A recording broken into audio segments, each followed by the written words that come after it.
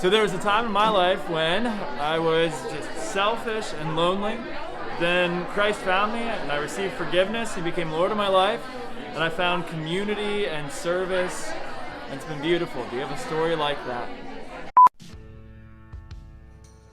Hey, how's it going? This is Dave, and this is my friend. We'll call him Alias. Hey, guys.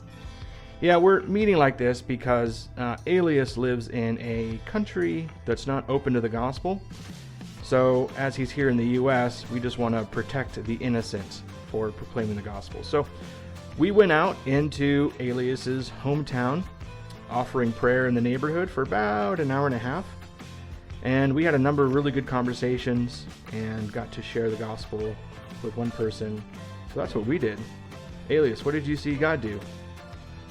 Well, it was just really awesome. We felt encouraged by people just as much as we were able to encourage people.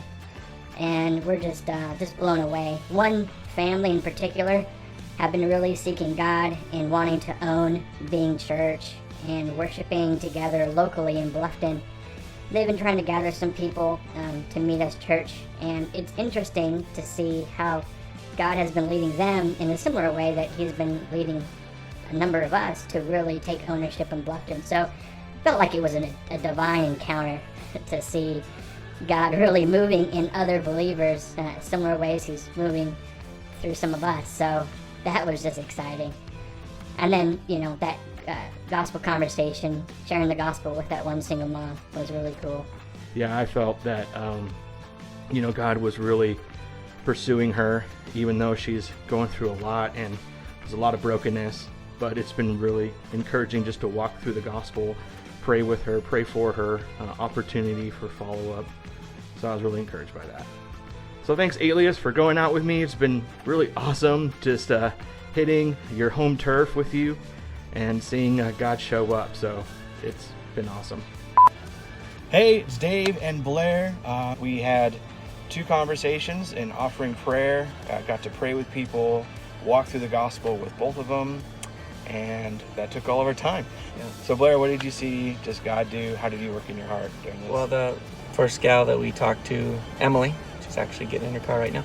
Anyways, she's moving, and we got a chance to pray for her and her move, and then she was open to talking about the gospel. It seems like God's working in her life, that calling her back to Him a little bit, because she talked about wanting to get back into the book. And then we saw God do a good work in Rob's life. Rob has a Native American background in terms of his beliefs and studied on multiple religions, but we had a good, honest discussion about him, about who Jesus is and his nature, and got to share the gospel with him too. So God did good work in terms of people being open to discuss and be prayed for today. One of the first conversations we had, someone said, you can pray for me, but you also need to pray for this neighborhood. So we're like, okay, we're in the right place. So yep, grateful for that. Hey, this is Dave and John. So John, what did we do for the past hour? Yeah, we just went in the neighborhood here close by and knocked on some doors. A lot of people weren't home or didn't answer, but a few did, and we just told them that we felt burdened by God to be out praying for the neighborhood, and asked how we could pray for them. Yeah, so we met a number of people who identified as Christians and followers of Jesus, and some with their own ministries and all that kind of stuff. So it was just encouraging just to pray with them and to ask about their family and people maybe in their life who are far from God as well, and to look for opportunities to train.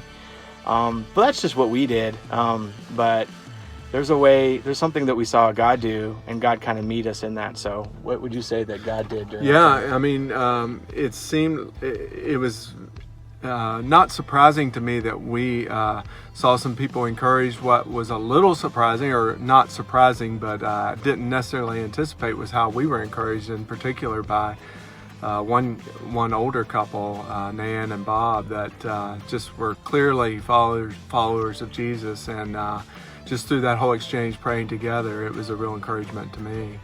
Yeah, and me too. It's just so great to go into a neighborhood wanting to offer blessing and offer prayer and to encourage people and just to be encouraged back. And that's definitely God helping us. So it was awesome. Thanks, man.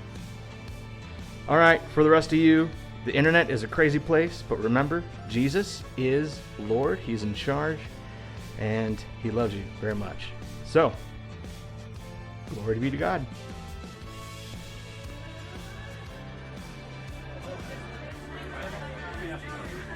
There was a time in my life when I was angry that you're asking. No, I'm gonna ask you something. But I can start putting down maybe. I mean, I had one person I had tweeted that he was going like that.